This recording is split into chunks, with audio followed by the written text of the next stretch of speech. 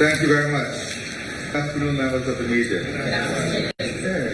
Today I want to address a number of issues that are important to us as a country. 3.5 years ago, we set out ourselves on an agenda of modernizing our country, ensuring that we create the systems and institutions that would support a modern economy, an economy that is in all its facets operating at highest international standards, ensuring that we create a competitive edge for Guyana, and ensuring that it helps in the creation of in the fulfillment of the aspirations of ourselves as a country, but importantly, it must also support the growth and development of our country. There are a number of areas that are critical to the development of this modern infrastructure that we want to build here in Guyana. Our financial system, the stability of our financial system, the wellness of our financial system, the ability of our financial system to fit into global standards and regulations is important.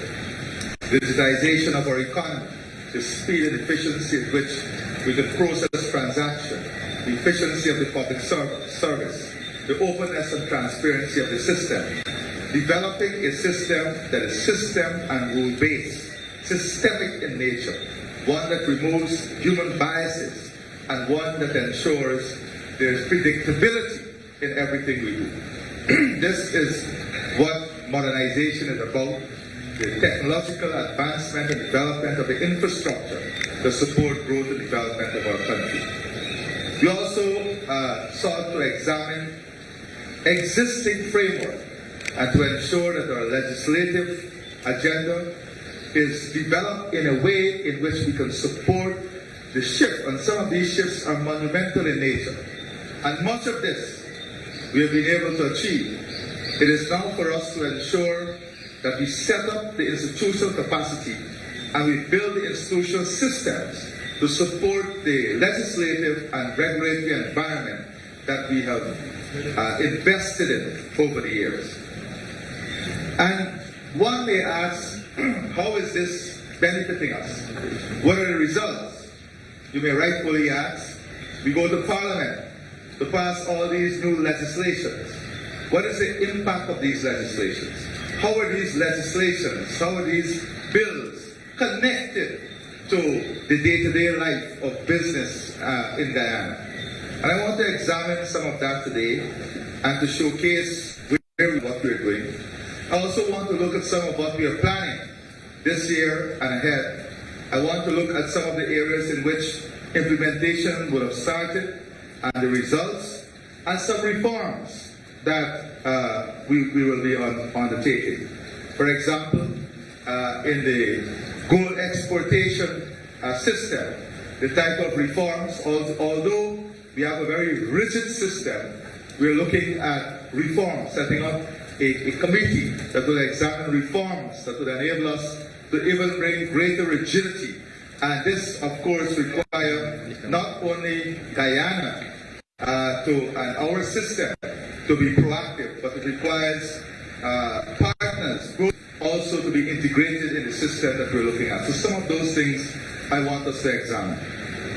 But I want to share with you on the screen now our financial system and to point to the stability and wellness of our financial system since 2020. And if the technical people can put on screen a chart that demonstrates different facets of our financial system and points to the wellness and stability of our financial system. Now, there are a number of indicators that one would examine when we're looking at the stability and wellness of our financial system. And I wanted to do so from the time we assumed office in 2020.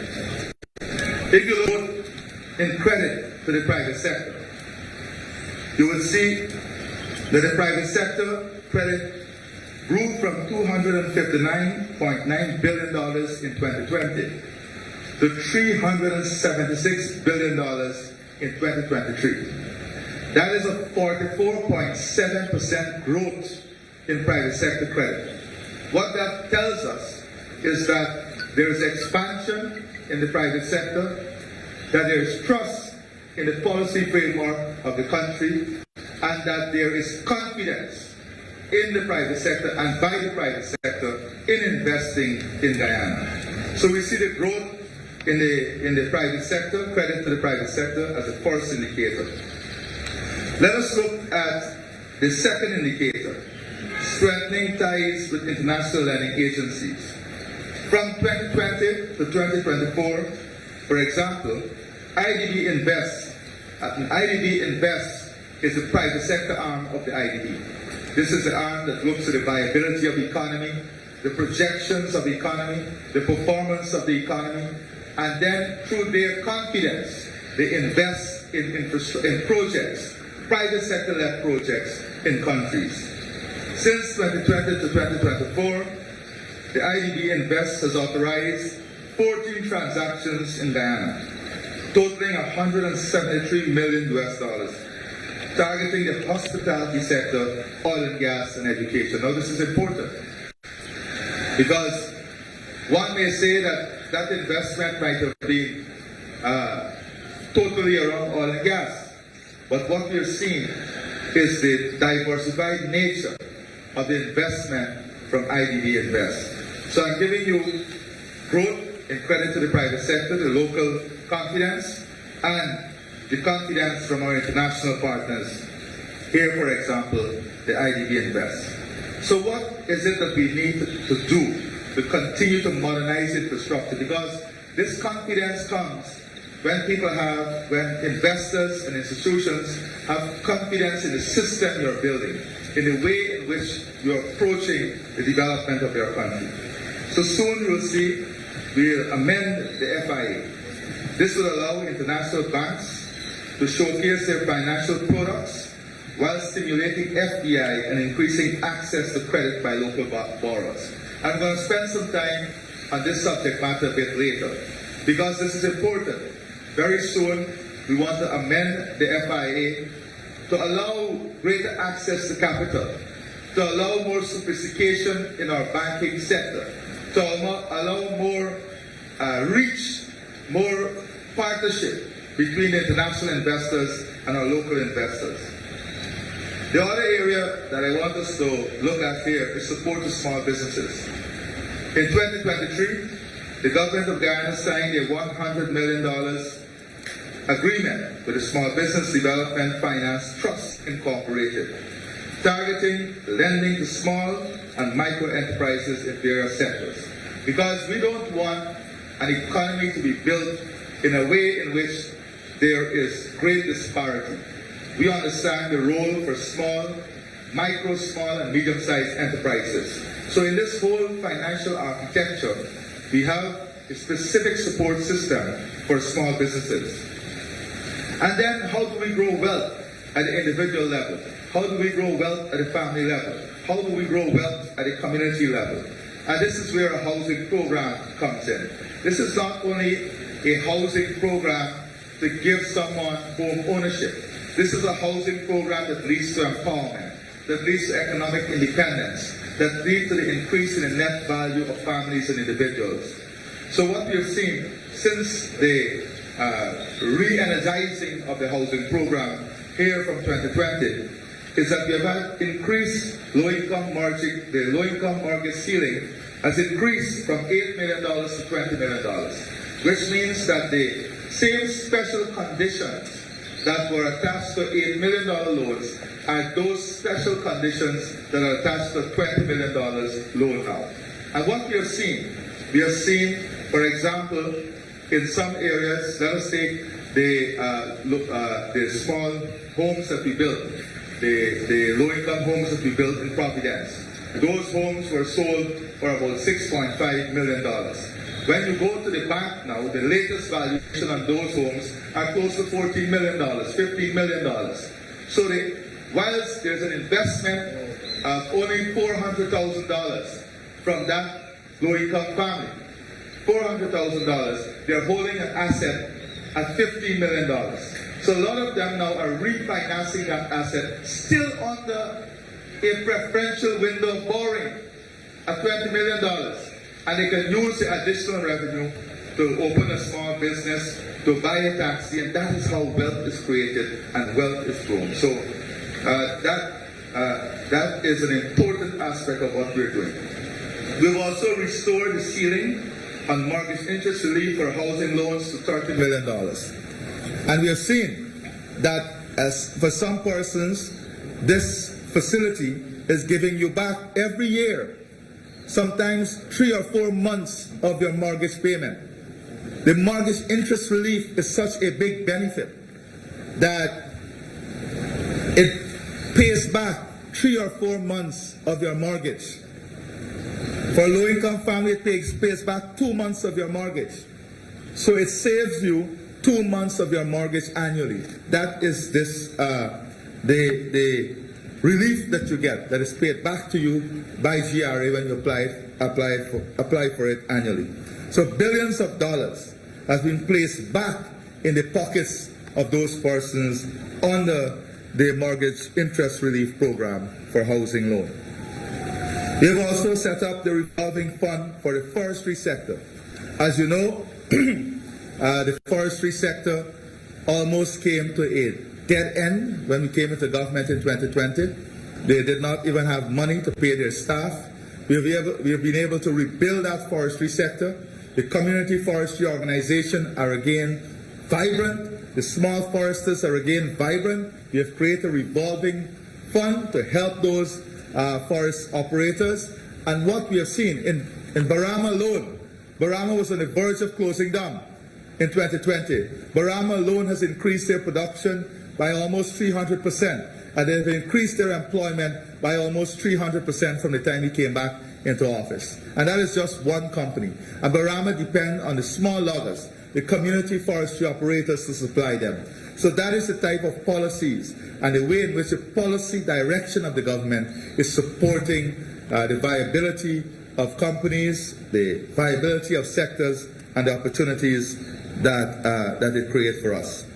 We also focus on reducing the cost of financing because this is an important issue. And you will see that in supporting the reduction of the cost of financing for particular sectors, because we wanted to reduce the cost of financing for agriculture, forestry, livestock, manufacturing, and we have been able to bring down, because of the policies we have adopted, interest rate by 3 percentage points in most instances. So participating commercial banks has reduced interest rate from 8% per annum to 3.5% on loans for up to $500,000 and 5% for above. So it's 9.5% for loans above $500,000. That is now 5%. And the $500,000 small business loan came down from 8% to 3.5%. Those were as a result of direct negotiations and strategic policy formulation by the government. Now, all of this investment and all of this, one may ask, how is the spending reflected in the financial system? If you look at non-performing loans, that is a very good indicator as to how the spending is reflected in the financial system. Non-performing loans, which peaked at $32.9 billion in 2020, reduced by 59% to $13.4 billion at the end of 2023. Non-performing loans reduced by 59% between 2020 and 2023. That is as a result of some financial planning, the strength of our financial system, the viability of our financial system, and the results of the policies, targeted policies we are introducing. Outside of this, in order to modernize our economy, we have operationalized the national payment system. And finally, in order for us to secure the financial system, we have enacted a new anti-money laundering act, and I will go into those areas specifically. to show how these actions contributed to the health and well-being of our financial system. Now, as I said, there are some areas that I wanted to explore a bit more. If you look, for example, at the national payment system and the benefits it brings, because many people don't focus on the importance of the national payment system and the benefit that it brings to us as a country. The national payment system provides for electronic transfer of funds, including payment and of salaries and pensions and treasury bills transaction. Now, this is important. You hear the concept of digital wallet. You hear the concept of digital money. You hear the concept of paperless financial system. These are important concepts that we will have to adopt to. So the national payment system allows for the transfer of funds, an electronic transfer of funds. Now this, for us, we have to graduate to the situation nationally where our payment system will be on an electronic platform. And this allows for greater transparency, it allows for greater traceability, it allows for greater tracking, it allows for the tax authority to have a better understanding of the movement of funds. So this is important in the modernization of our payment system. Secondly, it allows for immediate payments and clearance in the banking system. So if you go to some countries, some of the more advanced countries, you will see that everything is done on your device, your phone. You go, you shop in the supermarket, you scan your phone, the payment is taken out, it goes into a system. So there's very little room for the cash type of transaction and the problems that can create. So it allows for immediate payment and clearance in the banking system. These results in efficiency and cost savings in respect of these transactions and reduce risk of fraud. And this is important. We have seen from the Ministry of Tourism a lot of complaint today of persons buying online through all kinds of sources, and then they lose their money. We see here also issues with cash transaction that can lead to fraud. With this type of system, there's traceability, and that traceability helps to identification of problems and also avoidance of fraud. It enhances transparency and accountability. It helps in financial inclusion and accessibility to the urban as well as the rural and hinterland communities. It helps and one of the important things here, historically, we will have the two showers. I'm giving an example. Coming out to pick up the pensions for the pensioners. And then each pensioner has to deduct money from their pension to support the two showers coming out to pick up the pension for them. Then, in some instances, we found that there was a transaction cost, off-grid transaction cost to change those checks. We have now moved to still a paper system where the pensions are now paid directly in the villages to remove that cost from the pensioners. That has brought tremendous benefit to the pensioners. But in order to further help with accountability and transparency, we need to move to this electronic payment system platform that we can pay directly, on time, predictability, and everything. It helps the citizens with the easy payment of utility bills, thereby reducing costs and saving in time. So one of the good things about the electronic payment system is that you don't need to go and line up anywhere to pay anything. The systems are developed that you can go one place and pay all your utility bills. Whilst you pay your supermarket bill, you pay your utility bill. It's integrated off of one device. So that is where we're working to graduate the system towards. It improved the ease of doing business within public sector and central government. As you know, one of the big headaches in central government is the amount of paper that you have to push. And that reduces efficiency and reliability. What this allows us to do is to improve that. Now, outside of the national payment system, there are some very important amendments that we are bringing, and I spoke about the Financial Institutions Act, the FIA Act. So let me tell you what we are going to do, because as you know, the economy is growing. We have all the sophisticated financial instruments that we'll have to deal with, and we have the very sophisticated financial institutions that we have to deal with. For example, we have requests from international banks to have a presence here. And also we have the issue of mobilizing capital and having capital formation in the system. So soon you will see we'll be bringing to Parliament a bill to amend the Financial Institutions Act to ensure the following: further compliance with international banking standards, the Basel core principles on banking supervision. This will allow us, these amendments will allow us to take us to the top tier beyond any other jurisdiction in this region in relation to the banking sector. We're going to be adopting the latest legal framework, the latest rules, the latest regulations, and the latest principles governing the banking sector. To enhance the mechanism for the transfer of assets of a financial institution pursuant to a business transaction.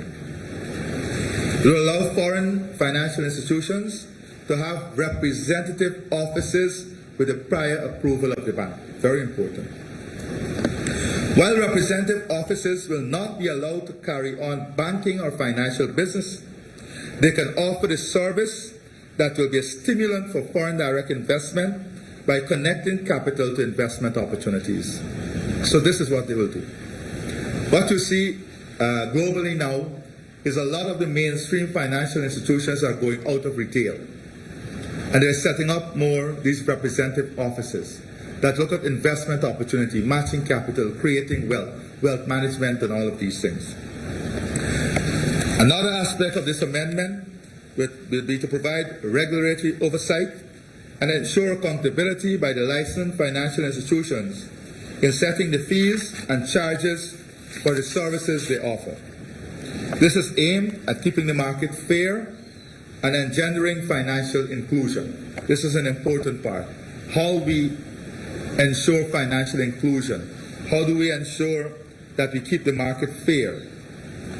We are proposing to remove the requirement for banks to consult with the Minister of Finance before it makes regulation prescribing those activities which constitute financial business. Here is it, where we are further removing powers from the Minister of Finance, and we are empowering the bank, giving the banks more independence. So we are removing the requirement of the bank to consult with the Minister of Finance before it makes regulations prescribing those activities which constitute financial business. We're removing the requirement for consultation with the Minister prior to issuing or refusing to grant a license under the Act. So there was a requirement for consultation with the Minister prior to issuing or refusing to grant a license under the Act. It will allow for more effective consolidated supervision and cooperation among supervisory authorities by permitting the Home Supervisor to inspect subsidiaries and representative offices in Guyana. It will increase the sanctions which can be imposed by way of administrative penalties with the aim of encouraging full compliance by financial institutions with statutory requirements and directives from the supervisory authority. We will create a transfer and vesting mechanism of the banking and financial business from upon application, which must be accompanied by a certificate from the governor of the bank.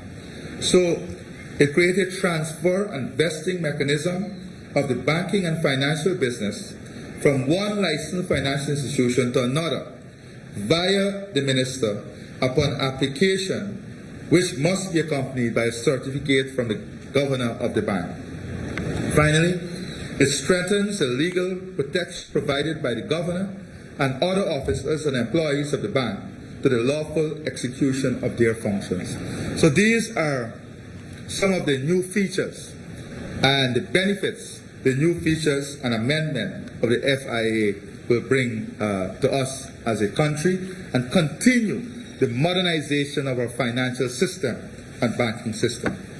Now, as a result of the many steps we have taken over the last 3 years in ensuring that we're in compliance with global standards, I'm pleased to report that Guyana has made world-class progress in the AML-CFATF regime between the period 2020 and 2024. In our latest evaluation, Guyana was found to have performed satisfactorily by the CFATF with commendation regarding our assessment of risk, national coordination, and the operationalization of the FIU. Approximately 88% of our legislative requirements were found to be compliant or largely compliant, with 12% as partially compliant, which we are currently working on to address through measures such as the drafting of the new bills related to companies, trusts, and the management of depreciating confiscated assets. No legislative provision were found to be non-compliant. Other sectoral risk assessment in relation to legal persons and legal arrangements, virtual currencies, and combating terrorist financing were also completed. Now, you must recall that we were already at a disadvantage when we assumed office of having 2 years of the assessed period, 2018 and 2019, prior to our retaining office, with very little tangible action, with little action taken by the then government.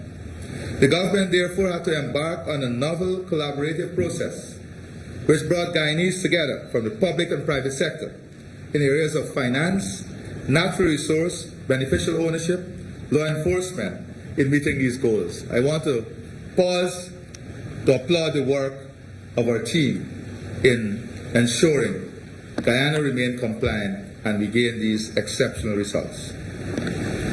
When we assumed office in that 2018-2019 report, the key deficiencies that we had to cure in getting these results, the key deficiencies that were identified were as follows: the need for further human and financial resources for the Special Organized Crime Unit, lack of supervisory oversight for accountants and attorneys at law, and legislative deficiencies in key areas such as the confiscation, targeted financial sanctions, national coordination, and international cooperation. Ineffective legislation such as the SARA Act was being continually struck down in court. Therefore, we took a number of actions that allowed us this result, and I want to highlight some of the action we took. We completed our national risk assessment in 2021, providing an update view on the country's framework. We completed the development of an action plan towards targeting of resources to adequately combat and prevent money laundering and terrorist financing in the country. In 2022, we rectified legislative and administrative deficiencies which prevented the FIU from fully being involved in the Global Information Exchange Body for FIUs, the Egmont Group, and we are now a member of the Egmont Group. The Guyana Compliance Commission Act, we passed the Guyana Commission Compliance Act to provide AML-GFD supervisory oversight for attorneys, accountants, and notaries. This act also banned the use of virtual currencies based on the risk assessment, with a policy decision to be taken on this in 2026. An act for the licensing and supervision of the real estate industry, providing further requirements on real estate agents and brokers, ensuring fair regulation of the industry and the protection of consumers. Amendment to the AML-CFD Act, creating stronger provisions to effect confiscation and restraint of monies, property, and instrumentalities used in drug trafficking, money laundering, and other financial crimes. On the enforcement side, we saw significant action in cash seizures by GRA, seizure of gold by the Customs Authority and Guyana Police Force, seizure and restraint of vehicles by Kanu and Soku, as well as other instrumentalities such as aircraft and marine assets. The government of Guyana sought and benefited from technical support assistance through the International Financing Agency, the National Center for State Courts, the Caribbean Financial Action Task Force, and the Regional Security System Asset Recovery Unit.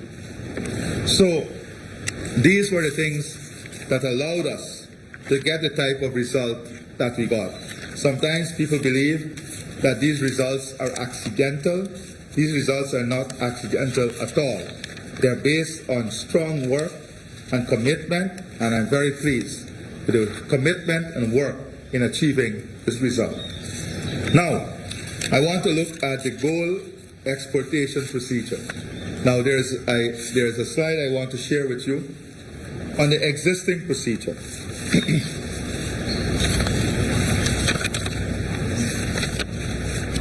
Do we have that up? Yes. Now, if you look at the existing gold exportation procedure, this gives you a flow chart of how this procedure works and what is expected at every level. With the licensing of a gold dealer, the shipment initiation and GCB verification and approval, which includes the broker, the executor system, GRA. Then it looks at the issuance of export license, the GRA approval, dealers through its licensed broker, uploads to the executor all prior approval granted.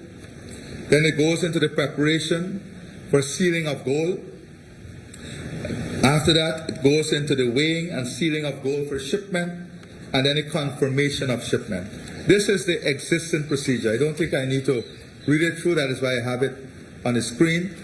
And as you can see, in this existing procedure, it's a very rigid system. It's a system that has a very strong paper trail. But what are some of the things that we have found in our assessment? Now, when we checked with authorities, there were some weaknesses that were identified that require not only Guyana intervention, but intervention with all our partners. For example, the matching of declaration here and declaration in another jurisdiction. Of course, when a declaration is made in Guyana, that declaration accompanies the exporter, who is exporting the gold. But we do not receive back a declaration that is made in that country upon entering in that border. So we have set up a task force that includes the Attorney General, the Minister of Finance, the head of the GRA, Commissioner General, the FIU, head of the FIU, the Governor of the Central Bank, and the Guyana Gold Board. In looking at the existing system and to look at areas that we can further work on strengthening, what we have found is that many of these areas would require collaboration with our bilateral partners. So the areas that we'll focus on is the strengthening of the current regulation framework, looking at export regulation, harmonization of tax policies, and the anti-money laundering measures. Then we look at the second area we look at is enhancing enforcement mechanism, increased surveillance, the development of a specialized task force to have greater interagency fluidity on information, international cooperation. Definitely, we will now have to work on new bilateral arrangements in areas that we are exporting gold, so there will be new treaty that has to be examined, new partnership agreement, new MOUs. We'll have to improve the coordination among stakeholders. We'll have to have greater education and other measures between the public and private partnership. We'll have to have a lot of training and capacity building. and importantly, data analytics. We will have to use technology to develop data analytics and maybe look at ways in which we can use technology to do tracking through GPS, radio frequency identification. So these are all things that this group would look at and report to me in a short time frame so that we can work on the further enhancement and improvement of the system. We are also looking at some of the things discussed in the modernization is whether we should have an export quota on exporters and how we want to align our national regulations with AML, CFD standards and treat offense of gold smuggling as a predicate offense, which is tax evasion. So this body would be set up to examine this and to bring recommendation to us on how we further strengthen the gold exportation. Now, the recent sanctions, as you know, the agencies are currently continuing their work on examining in an integrated way the implications. More importantly, I've asked the Guyana Revenue Authority to seek further information. We are still awaiting the information on the Mohammeds, but to seek further information at all export locations on gold exported by other gold dealers. So we can have information to see whether it matches what is declared in our system. So we are proactively seeking additional information on all exporters to ensure that the information matches what is declared here in Guyana. So that is additional information set that we're requiring, that we have requested. I've asked the GRA to request that, and they are also managing that process. Now, I want to address also the issue of security, because security is an important part of our stability. And over the past months, well, 3 years, but especially in the past months, with key partners, including France, the UK, the US, CARICOM, Brazil, we have identified a number of initiatives through which we are collaborating with and on. For example, the border security and surveillance system. We are looking to enhance border patrol activity. CANU has strengthened its operation at key border and port points through enhanced collaboration with the Chedijagan International Airport, the Ogo Airport, and Maritime Administrative Department to combat drug trafficking, and also looking at the increased flights and destinations that we have to ensure that our surveillance system and our border control system captures all of that. We have ongoing collaboration with international partners, joint operation with national and regional agencies such as CCOP, RSS, CARICOM Impacts, Brazilian Federal Police. The Colombian Task Force has led to significant drug seizure and arrests, disrupting major drug trafficking networks. We have had many joint intelligence and operation-led initiative, interagency cooperation, and as a result of this year what we have seen. We have seen a significant increase in seizure of cocaine, a 797% increase in the seizure of cocaine from 2023 to now, to this year to date of 2024. A 797% increase in seizure. That's a street value of more than $3 million US. We had an 11.2% increase in the seizure of marijuana, and that is a street value of about $2.1 million US.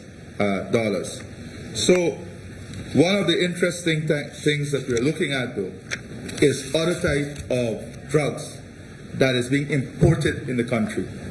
A lot of it through barrels and the barrel trade. And we're working now with our U.S. partners in strengthening systems that will disallow the shipment of arms, the shipment of drugs from those ports into our country. So we now have to find ways in which we can strengthen the system over there to avoid the shipment of arms and drugs here in Guyana.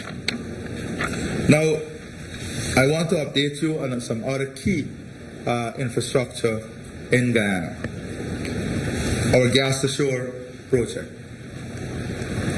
As you know, the government of Guyana expects the Exim Bank to submit the loan to the Exim board on or before the third quarter of 2024. The government remains hopeful that Linseca will deliver the simple cycle in the first half of next year. Exxon expects completion of the pipeline by the end of the year. KPIL is targeting the completion of the T-line in 2024. The substation sometime maybe in the first quarter of 2024. The government of Guyana is also working in a parallel way to have NGL storage facility and market for the NGL to be advertised shortly. We're also working to have the MOF on the West Channel to be operationalized. As you know, this will require significant dredging and investment in dredging. So we are looking to see how we can have a viable, sustainable, long-term plan in relation to the dredging of the Demerara River to meet the needs of the development that is taking place. Now, the LCDS. But maybe before I go to the LCDS, as you know,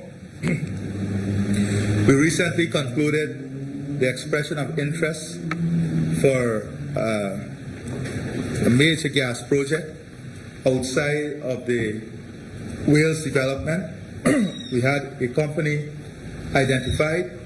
That company with the government of Guyana and Exxon as partners will now have to have discussions, and we will have to together arrive at a model and a plan as to how we'll advance this major gas development in our country.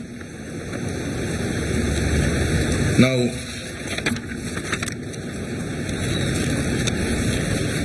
for us, the government of Guyana, the technical team has been assembled.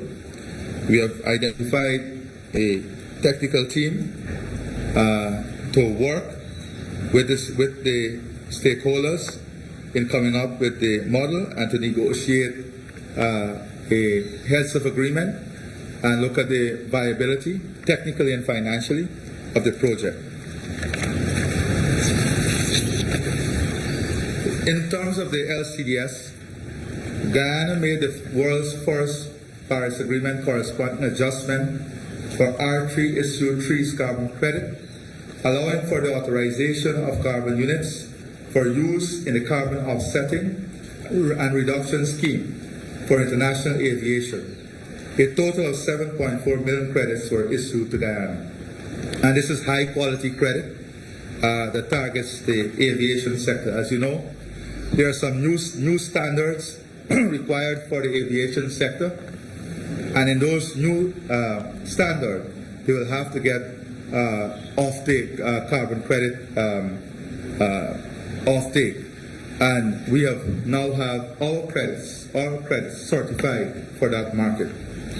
We have commercial discussions and engagement with airline, and not only did we certify it, we have commenced commercial discussions and engagement with airlines for sale of Guyana eligible carbon credit for that market. The government signed the $83 million US agreement under the Guyana Utility Scale Solar Photovoltaic Program for 8 utility scale photovoltaic solar projects, totaling for the following areas that will bring affordable and clean energy to Essequibo, Linden, and Berbice.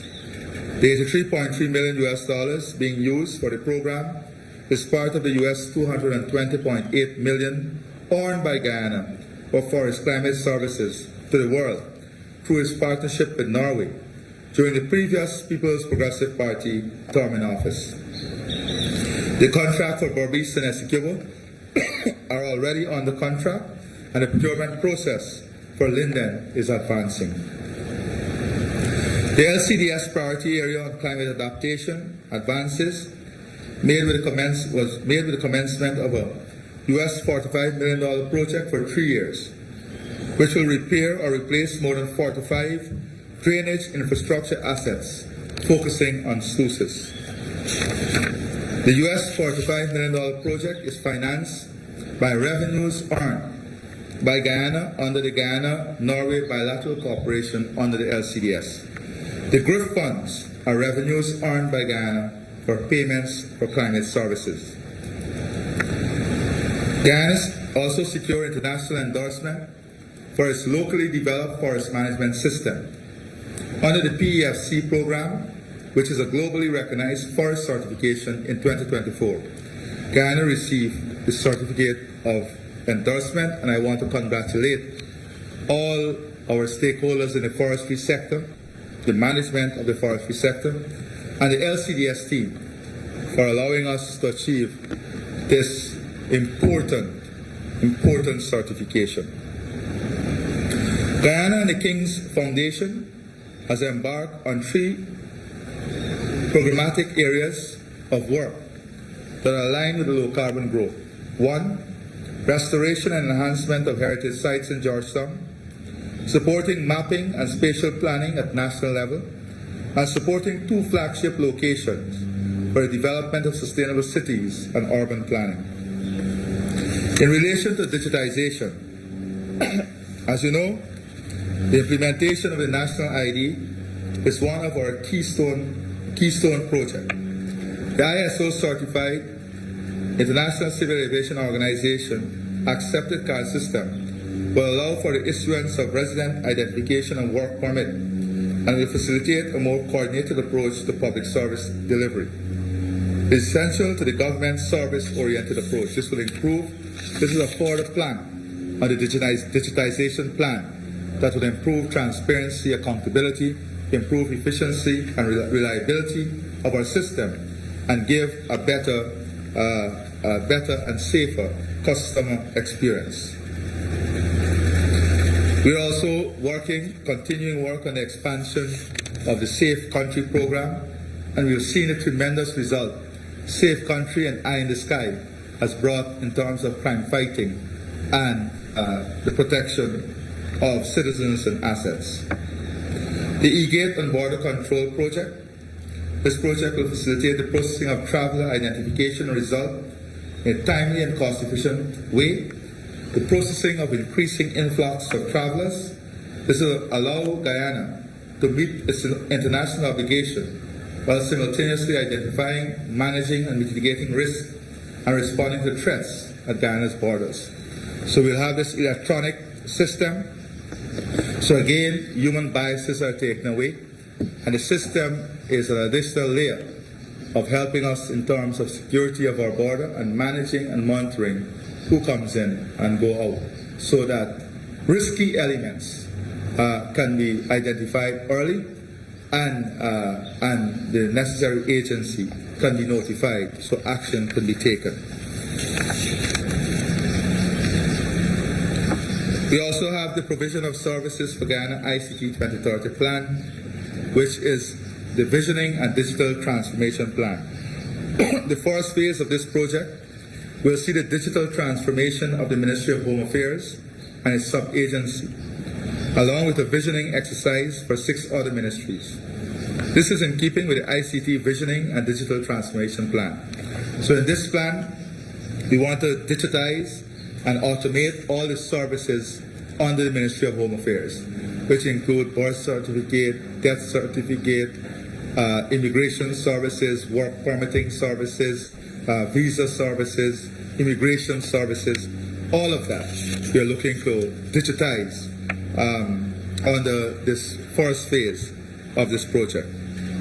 So I wanted to address some other issues, including agriculture and where we are and the type of achievements we are having in agriculture. But I'm seeing tired look on your faces. I don't know if it's heat, but I'll give you some insight, some brief insight as to where we are. Because agriculture, food security is an important plank for our development. There are three areas I said we want to lead the world on: climate and environment. So I was able to give you some insight on what we're doing, so additional work that we're doing. Food security and energy. That is why I spoke about the gas to shore project and the new project that we're envisioning. Now in agriculture, we're looking to improve the productivity and diversification. I'm very pleased to say that as of May 2024, we've recorded 356,000 metric tons of rice, and we are on course not only to achieve the target set for 2024, but we may very well surpass that target. Sugar, the target for 2024, which is 100,000 tons. In 2023, we have recorded significant growth of 60,000 tons, which represents a 28% growth compared to 2022. We expect to produce 800,000 tons of cane for the second crop, which will begin by the second week of July. We've reopened the Rose Hall estate on the 20th of September 2023 and produced 1,031 metric tons of sugar. We have re-employed over 1,400 employees since 2020. We are continuing the land conversion and modernization project across the industry. We have already converted over 12,500 hectares of land, which is 42% of the total land under cultivation, for mechanized planting and harvesting. We commenced the construction of the Albion and Blairmont packaging plant to increase the production of value-added packaged sugar. We have launched the new value-added packaged brand of Albion Gem and Demerara Gold Sugar Sticks. We have the implementation of new technology to support agriculture operation, such as fertilizer, agrochemical application, drones, to increase efficiency and reduce costs. We have the increase in public-private partnership to support the industry operation. We have 12 specialists from Cuba helping the country, and 7 technical persons are expected from India. And these persons are specialized persons in mechanization, field management, agro management, and crop management. So these are all technical people who are coming not to do study, but who are coming to be embedded in the management. We also have factory managers who are coming to be embedded in the system to support the modernization and transformation of the agriculture, of the sugar industry.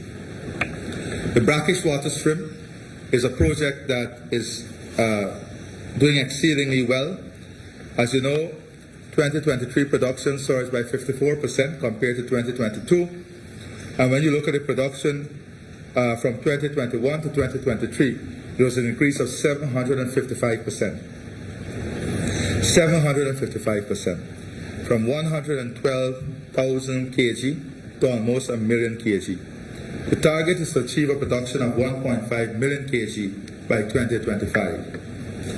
The prawns project, this is going exceedingly well. We have 10 ponds under construction. The first pond is already stocked.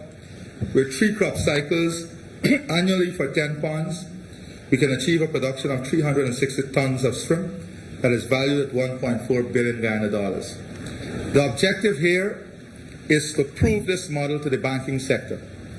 Once we prove this model to the banking sector, we're going to deploy 100 acres of land in the Anvawak area to young people, of which 35% we want to be women. And we're going to work with them with a technical support from Indonesia our support, extension support from the Ministry of Agriculture, and the financing from the bank.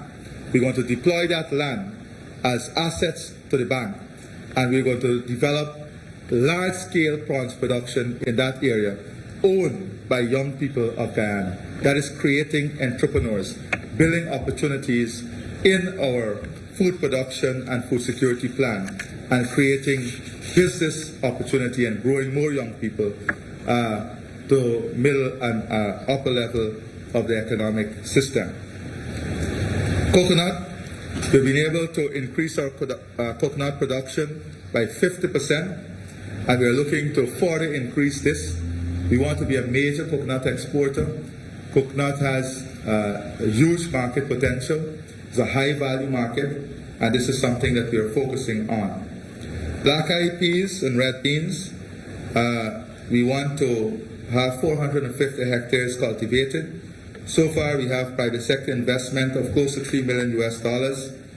We have to build 2 silos, 1,500 metric ton each, and the support of the wharf. By the end of this year, first quarter next year, we should be very self-sufficient in this 2 commodities, black eye and red beans. And by the end of 2026, by the end of 2026, we'll be in a position to fulfill the regional market in terms of black eye and red beans. We're also working on, as you know, the corn and soya project that is going exceedingly well. From 125 acres in 2021, we now have more than 10,000 acres on the cultivation of a combination of corn and soya. We are on track. By the end of 2025, the goal is to have 25,000 acres cultivated twice annually. 25,000 acres of a combination of corn and soya cultivated twice annually. This will lead us into full security in terms of corn and soya, and allow us the backward and forward integration for the poultry and livestock sector, because now we'll be able to manufacture the feed here. The cost of the feed will reduce. Same thing we're doing for aquaculture, as we're building out the aquaculture industry with the type of investment that we're making. By the first quarter, second quarter next year, we should have the cost of feed for the aquaculture sector reducing by 50%. All of this will improve our competitiveness, enhance our competitiveness, and create great opportunities. Hydroponics, we now have the largest hydroponic farm in the Caribbean here. One facility that could accommodate more than 100,000 plantlets. We have more than 6,000 square meters at Monrepo under different forms of hydroponic and shade house management. We also are going to launch a new product for low-income families, a homestead approach in which we will have the banks with us. We are looking to go on the highway and develop a 50 by 100 plot that would do what a 5-acre plot can do for you. In this model, we want to give the low-income houses that we are doing at the same price, but we want to add in the front of the yard a number of coconut trees or breadfruit, and that is because we are linking this to agro-processing in the future and the type of facility that we'll build to support that. And then at the back of the yard, a shade house that will measure 20 by 40. And when you do the economics of it, that shade house, and we're also going to put the solar system to support low electricity costs for the homes. And when you do the economics of it, that shade house would comfortably carry the loan for the home and give that family income. So we're targeting 500 families in the first instance. This is a project that is around the cost parameter of about $6 billion. We're looking to get the local private sector and the banking sector involved in this so that we can create wealth at every level of our society. I will stop here, and I think we can now take any questions you may have, and also to look at in the correspondence that was sent out. I asked the team to ensure that they make it very clear that not only are we open for questions here, but because of the last couple of press conferences, I wanted to ensure that not only are you given the opportunity to ask questions here, but we said to you that if you have any additional questions you may want to send, you can send those too. We received one such question, and that question is as follows. Would the President say if he has received any preliminary reports on investigation by the Bank of Guyana Financial Intelligence Unit into the impact of the sanctions on the Mohammed and P.S. May Thomas on the local economy? So, first of all, let me say that we have made the official request to the U.S. for the information. As you know, that information, as they would have said to us, would take some time to come. So we are awaiting that information. All the stakeholders, institutions locally, are monitoring the situation. They have all examined their systems, and none of the institutions, the banking institutions or the Bank of Guyana, has conveyed to me any significant impact on the local system. But they are doing their work independently, and that work is continuing. As I said, we can't be premature in anything we do. We have to await the full information set to understand what we are dealing with. But as I said too, we are taking proactive steps in requesting information from other stakeholders.